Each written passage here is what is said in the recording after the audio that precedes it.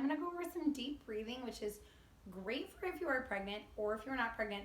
Excellent if you are in postpartum. So really anybody at any stage should be trying to employ this kind of breathing.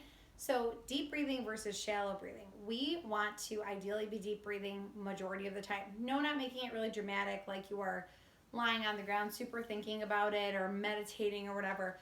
But in general, you want to make sure you are taking deep belly, not only belly, but full 360 breaths. Okay, that's how I want you to think about it as 360. So shallow might look like,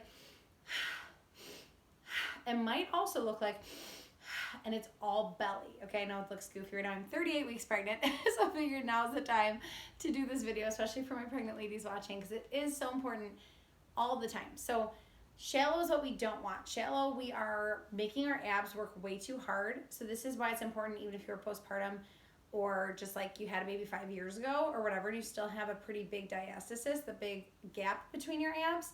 Part of that might honestly be your breathing and posture you want to look at. It's not just core exercises, okay?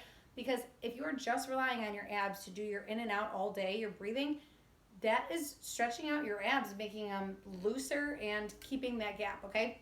So what we want to do is you want to relax your stance. I always have to watch. This is kind of more posture, but I'm a glute clencher, so you got to relax everything, relax your shoulders. But this is just throughout your day. Hopefully you can start doing this as part of your warm-up and part of your cool down, and it will become more habit, okay? If you are naturally a shallow breather, just try to practice it like anything else. You'll start hopefully then doing it the right way. So what I want you to do is when you inhale, your ribs should be filling up with air, your diaphragm's filling up with air, your ribs are expanding. And not only are your ribs in the front of your stomach expanding, but you should actually get some back expansion. So it's harder to do when you are past like week 34 of pregnancy. I will totally vouch for that. It's much harder for me to get back expansion, but I will even at this point practice it lying on my side, standing. I do have to think about it a little bit more, but if you are not pregnant, this should come a little bit easier.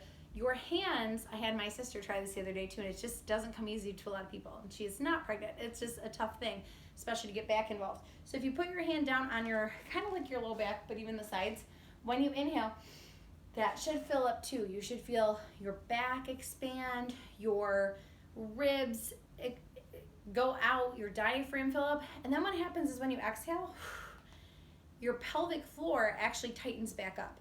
So those of you who are having pelvic floor issues or the diastasis issues, we just have to check our breathing. A lot of this could be solved by using deep belly, 360 all the way around breath. So think about that through your day. Set your shoulders back, loosen up your body, and you are filling up, letting everything expand.